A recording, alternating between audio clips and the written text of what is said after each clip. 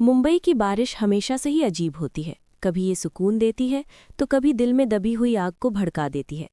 अर्जुन अपने ऑफिस के 24वें फ्लोर के केबिन में खड़ा खिड़की से बाहर देख रहा था। शहर की लाइटें बारिश की वजह से धुंधली लग रही थीं, बिल्कुल उसकी जिंदगी की तरह। अर्जुन, शहर का सबसे बड़ा बिजनेस टाइकून, सख्त, खामोश और थोड़ा रहस्यमयी। लोग कहते थे कि उसके सीने में दिल की जगह पत्थर है, लेकिन सच तो ये था कि उस पत्थर के नीचे भावनाओं का एक तूफान दबा था, जिसे आज तक किसी ने नहीं देखा था। तभी दरवाज़ा खुला। अर्जुन सर, फाइलें तैयार है। एक नरम मगर आत्मविश्वास से भरी आवाज़ गूंजी।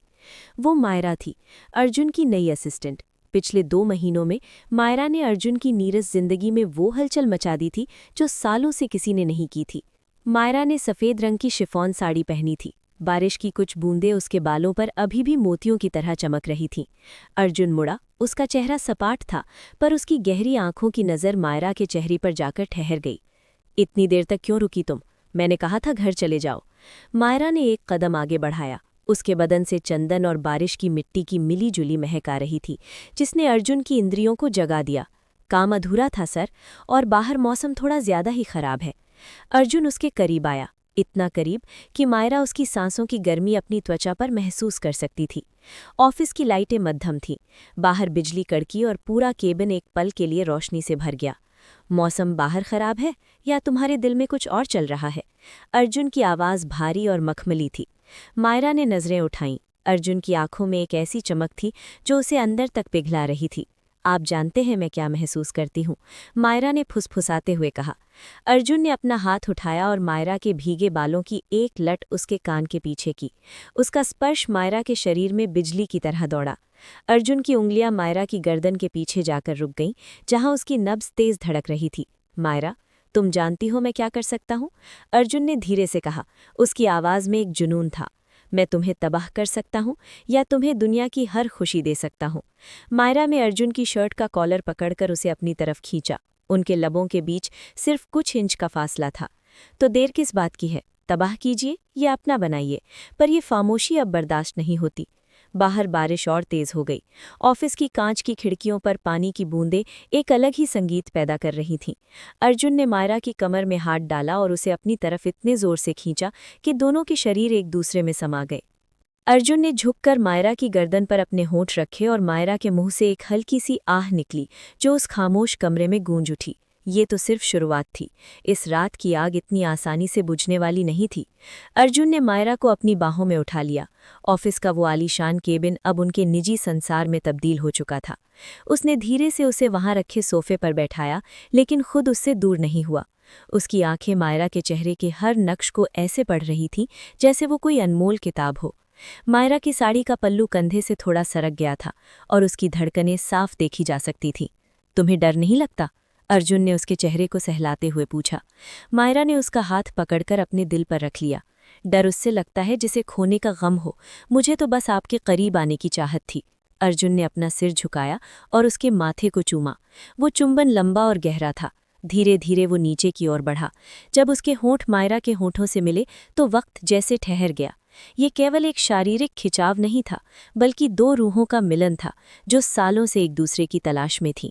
मायरा ने अपनी आंखें मूंद लीं। उसे अर्जुन की ताकत और उसकी कोमलता दोनों का एहसास हो रहा था। उसके हाथों की पकड़ मायरा की कमर पर मजबूत होती जा रही थी। कमरे का तापमान बढ़ने लगा था और बाहर की ठंडी हवा बेअसर लग रही थी। केबिन के अंदर की हवा अब मायरा की महक और अर्जुन के परफ्यूम की खुशबू से भारी हो चुकी थी। बाहर बादलों की गर्जना और खिड़की पर गिरती पानी की बूंदें एक मदहोश कर देने वाला शोर पैदा कर रही थीं।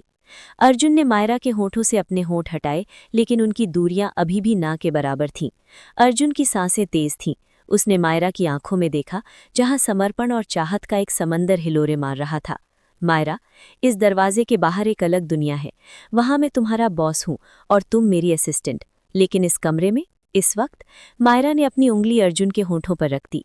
इस वक्त न कोई बॉस है, न कोई असिस्टेंट, सिर्फ आप हैं और मैं हूं, और ये बारिश जो गवाह है कि हम एक दूसरे के लिए क्या महसूस करते हैं। अर्जुन ने उसका हाथ पकड़कर चूम लिया। उसने धीरे से मायरा को अपनी बाहों में समेटा और खिड़की के पास ले गया। नीचे मुंबई की सड़कें पानी से भरी थीं, पर इस ऊंचाई पर वे दोनों दुनिया से कटे हुए थे। अर्जुन उसके पीछे खड़ा हो गया। उसके हाथ मायरा के पेट पर धीरे से कसे हुए थे। मायरा ने अपना सिर पीछे अर्जुन के कंधे पर टिका दिया। अर्जुन ने अपनी गर्दन झुकाई और उसके कान के पास धीरे से फुसफुसाया, मैंने कभी नहीं सोचा था कि कोई मुझे इस तरह बेबस कर देगा। तुम्हारी सादगी, तुम्हारी ये नटखट बातें और ये बेपनाह खूबसूरती, तुमने मेरा गुरूर तोड़ दिया है मायरा। मायरा ने एक गहरी सांस ली। अर्जुन के हाथों का स्पर्श उसे एक अजीब सी बेचैनी और सुकून दोनों दे रहा था। अर्जुन ने अपने हाथ थोड़े ऊपर उठाए और उसकी गर्दन के मखमली हिस्से को सहलाया। मायरा के शरीर में सिहरन दौड़ गई। अर्जुन, उसने कांपती हुई आवाज में उसका नाम लिया। पहली बार उसने उसे सर नहीं कहा था। अर्जुन को अपना नाम उसके मुंह से सुनकर एक अजीब सा नशा महसूस हुआ। उसने उसे अपनी तरफ घुमाया। मायरा की साड़ी का पल्लू अब फर्श पर गिर चुका था। उसकी सफ़ेद साड़ी के नीचे का रेशमी ब्लाउज उसकी तेज चलती धड़कनों के साथ ऊपर नीचे हो रहा था। अर्जुन ने झुककर उसकी गर्दन के पास अपनी नाक टिकाई और उसकी खुशबू को गहराई से महसूस किया। उसके हाथ मायरा की कमर के खुले हिस्से पर रेंग रहे थे। मायरा ने अपने हाथ अर्जुन के बालों में डाल दिए और उसे अपने और करीब खींच लिया। आज की रात हमें कोई नहीं रोक सकता, अर्जुन ने कहा। उसकी आवाज़ में एक गहरा अधिकार था। उसने मायरा को अपनी गोद में उठा लिया और ऑफिस के अंदर बने उस गुप्त विश्राम कक्ष की तरफ कदम बढ़ा दिए। अंदर की मध्यम रोशनी और नर्म बिस्तर उनका इंतजार कर रहे थे। अर्जुन ने मायरा को धीरे से बिस्तर पर लेटाया। बिस्तर की चादरों की ठंडक मायरा के गर्म शरीर से टकराई तो उसने अपनी आंखें बंद कर ली। अर्जुन उसके ऊपर झुका। उसकी बाहें मायरा के दोनों तरफ टिकी थीं। तुम बहुत खूबसूरत हो मायरा, इतनी कि मुझे डर लगता है कहीं मैं तुम्हें खो न दूं, अर्जुन ने उसके चेहरे को आंखों में झांकते हुए कहा। मायरा ने उसके चेहरे को अपने दोनों हाथों में भर लिया। मैं कहीं नहीं जा रही, मैं आपकी थी, आपकी हूं और आपकी ही रहूंगी।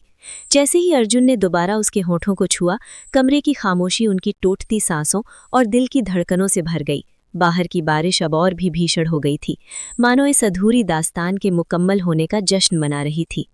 रात की तूफानी बारिश अब थम चुकी थी, लेकिन मुंबई की हवा में अभी भी नमी और ठंडक घुली हुई थी।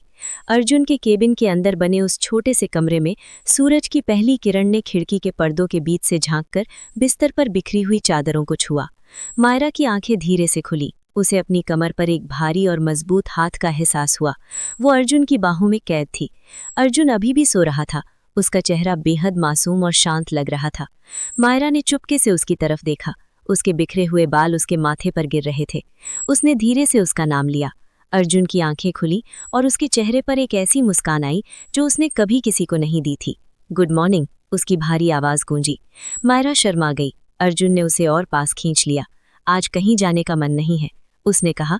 मायरा ने मीटिंग की याद दिलाई।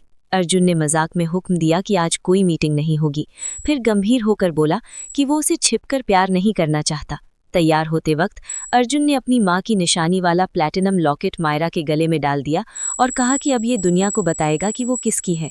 ऑफिस में लौटते वक्त दोनों फिर प्रोफेशनल हो गए, लेकिन उंगलियों का हल्का सा स्पर्श सब कह गया। दोपहर में संजना की एंट्री ने मायरा के दिल में शक भर दिया। मीटिंग के दौरान अर्जुन ने मायरा की आंखों का दर्द देख लिया और बाद में लाइब्रेरी रूम में उसे भरोसा दिलाया कि संजना सिर्फ एक बिजनेस डील है और मायरा उसकी ज़रूरत है। उस पल के जुनून ने मायरा के सारे डर मिटा दिए, लेकिन संजना ने उन्हें देख लिया और साजिश रच ली। चैरिटी गाला में मायरा काली साड़ी में सबकी नज़र बनी। संजना ने अपमानित किया, भीड़ में फुसफुसाहट फैल गई और मायरा टूटकर बैल्कनी में चली गई। अर्जुन ने वहां उसे खुलेआम अपना हक जाहिर किया, लेकिन कैमरे की फ्लैश चमक चुकी थी। अगली सुबह तस्वीरें वायरल हो गई। अर्जुन ने बिना डरे प्रेस कॉन्फ्रेंस बुलाई और मायरा को अपनी होने वाली पत्नी घोषित कर दिया, साथ ही मानहानि का केस ठोक दिया। सबके जाने के बाद पेंट हाउस के सन्नाटे में अर्जुन ने मायरा से कहा कि वो उसकी इमेज से कहीं ज्यादा कीमती है। उस रात कोई डर नहीं था, कोई साजिश नहीं थी, सिर्फ दो दिल थे जो एक दूसरे की धड़कनों में समा जाना चाहते थे।